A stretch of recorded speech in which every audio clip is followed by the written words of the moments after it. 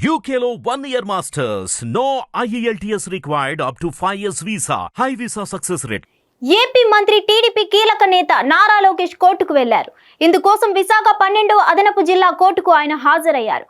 ఓ పత్రికపై పరువు నష్టం కేసులో ఆయన కోర్టుకు హాజరయ్యారు. వాస్తవానికి ఈ కేసు వివిధ కారణాలతో చాలా రోజులుగా వాయిదాలు పడినట్లు చెప్తున్నారు. ఈ క్రమంలో తాజాగా ఈ కేసు విచారణ మళ్ళీ మొదటికొచ్చింది. అసలు విషయం ఏంటంటే చిన్నబాబు చిరుతిండి 25 లక్షల పేరుతో ఓ ప్రముఖ దినపత్రికలో గతంలో ప్రచురితమైన ఓ కథనంపై నారా లోకేష్ న్యాయ పోరాటం చేస్తున్నారు. ఈ క్రమంలో ఆ పత్రికపై ఆయన పరువు నష్టం దావా వేశారు. ఈ కేసు నిమిత్తం ఆయన తాజాగా విశాఖలోని 12వ అదనపు జిల్లా కోర్టుకు హాజరయ్యారు. అయితే టీడీపీ ప్రభుత్వ హయాంలో నారా లోకేష్ ఐటీ పంచాయతీరాజ్ శాఖ మంత్రిగా పనిచేసిన విషయం తెలిసిందే.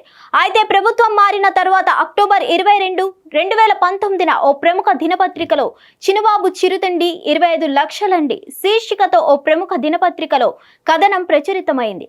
వైజాగ్ పర్యటన సమయంలో విశాఖ ఎయిర్పోర్ట్ లాబీల్లో జరిగిన మీటింగ్స్ లో సప్లై చేసిన స్నాక్స్ కోసం ఖర్చు చేశారని ఆ కథనంలో పేర్కొన్నారు.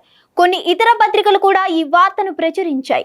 అయితే సదరు పత్రికలు మాత్రం తప్పుడు సమాచారం వల్ల అలా రాసినట్లు వివరణ ఇచ్చాయని అంటారు.